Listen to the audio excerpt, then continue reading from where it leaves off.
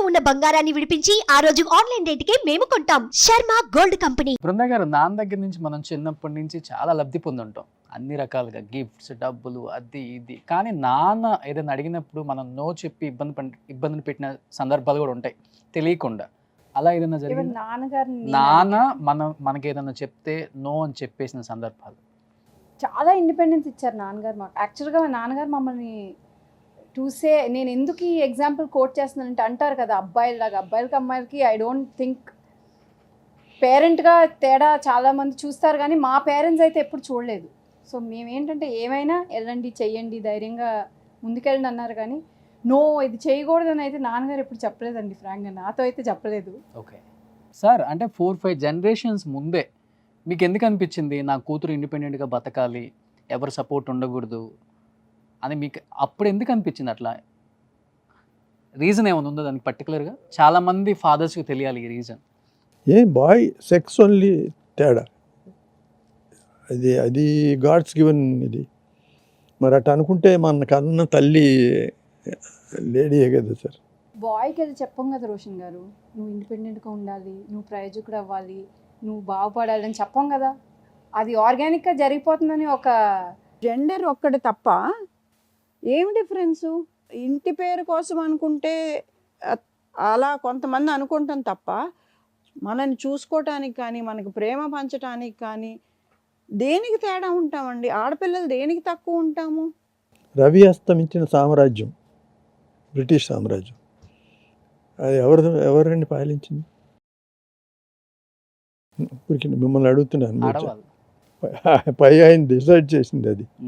అమ్మాయిలను ఒకలాగా చూడటం, అబ్బాయిలా ఒకలా చూడటం, వాళ్ళని మంచి కాలేజీలో జాయిన్ చేయటం, వీళ్ళని తక్కువ కాలేజీలో జాయిన్ చేయటం, వాళ్ళకి మంచి గిఫ్ట్లు తేవటం, వీళ్ళకి కొంచెం తక్కువ గిఫ్ట్లు తేవటం, అదేమనంటే వాడు అబ్బాయిరా అని అంటాం.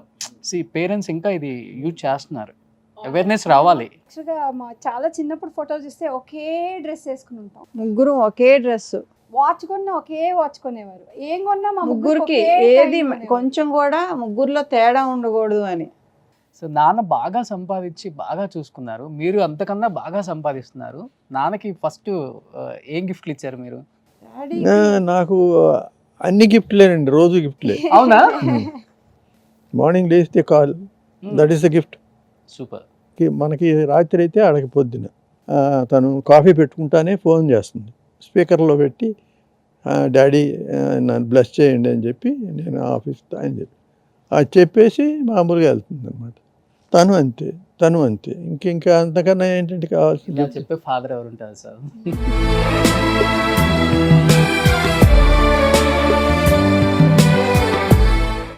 ఏమి ఎక్స్పెక్ట్ చేయరండి. ఏమన్నా తీసుకెళ్ళి కొనియాలన్నా విను దట్ వద్దురాజా మీరు హ్యాపీగా ఉండండి. మీరు హ్యాపీయా?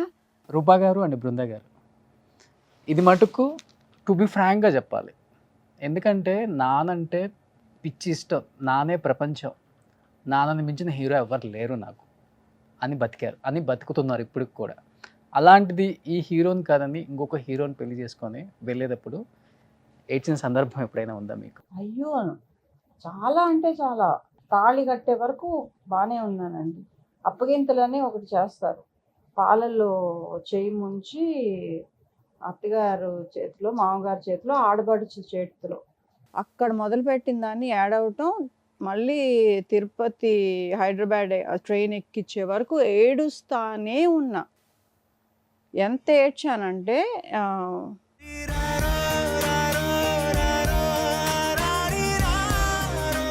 ఎంత గొప్ప ఇంటికి వెళ్ళినా, ఎంత మంచి భర్త దొరికినా, పుట్టింట్లో సాగినట్టు పుట్టింట్లో ఉన్నట్టు ఏ ఆడపిల్లకి సాగదు. పుట్టినిల్లు ఏ ఆడపిల్లకైనా అది స్వర్గసీమ.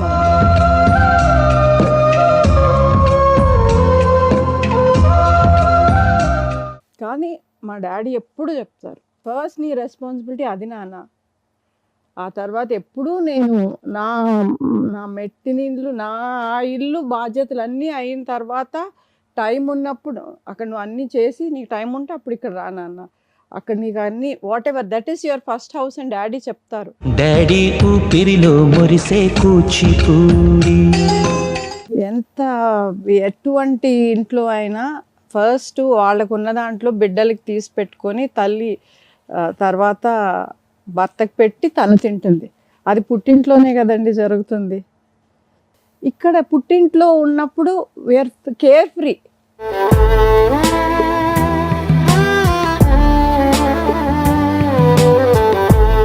బృందా గారు, మీరు ఎలా ఫీల్ అయ్యారు పెళ్ళి అప్పగింతలై? విష్ణు గారు is actually very independent man. ఆయన హీస్ అ వర్కహాలిక్.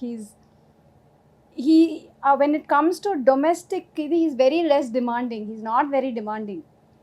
ఆయనకి ఏంటంటే ఇంకొక గుడ్ సైడ్ ఏంటంటే విష్ణు గారును నాన్నగారు like friends, like best friends. And అక్క మాకొచ్చి షీఈ్ నాట్ అ సిస్టర్ అండి. మమ్మీ డాడీ తర్వాత మాకు ఫాదర్ మదర్ అంటే మా అక్కే. ఒక ఇంట్లో అంటే మాట వరుసకి సన్కి ఒక రెస్పాన్సిబిలిటీ ఉంటుంది కదా. ఇంటికి పెద్ద కొడుకు, ఇంటికి పెద్ద చైల్డ్కి ఒక రెస్పాన్సిబిలిటీ. మా గుడ్ బ్యాడ్ మా జర్నీలో మేము ఎంతో చూసాము. కానీ మాకు ఫాదరు మదర్గా మమ్మీ డాడీ ఎలా ఉన్నారో మాకు బ్యాక్ బోన్గా మా ఇద్దరు సిస్టర్స్కి అంటే మేము ఇప్పటికీ మేము జోక్ చేస్తాం, తన కూతురు తను మా తర్వాతే అన్నట్టు. We are her first borns, both are sisters. So she fulfilled her responsibility like a son in the family అండి. సో తను ఆ అచీవ్మెంట్ చేసిన మూమెంటు మా డాడీకి ఒక రికగ్నిషన్. అది he's able to enjoy that అంటే I was very happy for him.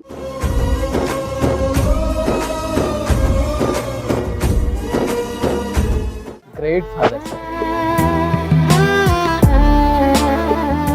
ఎవరి పిల్లలైనా కానీ ఈ స్థాయికి రావాలని కోరుకుంటాం, కానీ ఫస్ట్ రూట్స్ ఇంపార్టెంట్ కదా. 50% 70% my mother is the reason for all this. మీరు చెప్పినట్టు ఫౌండేషన్ ఇస్ మా నానమ్మ అండి. ఆవిడని పెట్టే మేమందరము. అది నిజం చెప్పుకోవాలి కదండి.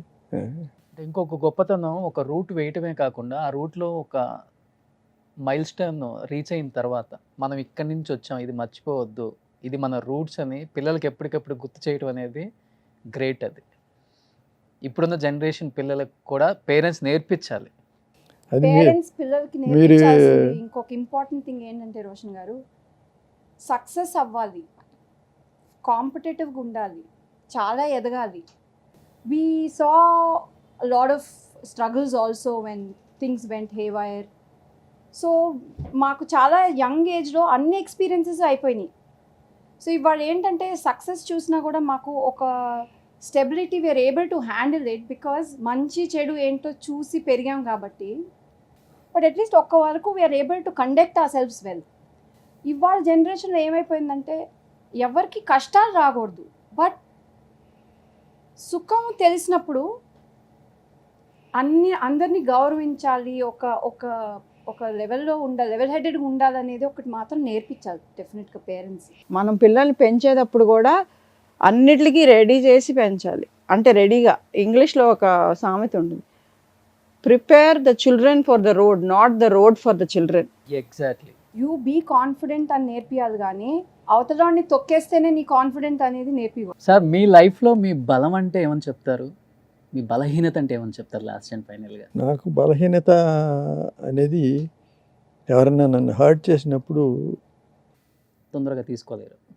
కాదు sir, I don't have any vengeance అండి. అంటే ఫర్గివింగ్ ఫాస్ట్. బలం ఏంటి? బలం ఇదిగో ఉన్నారు కదా.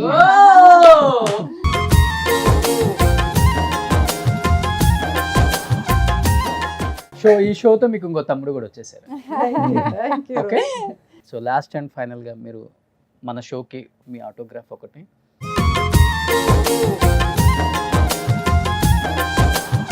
చిన్న కేక్ కటింగ్, నాన్నకు ప్రేమతో.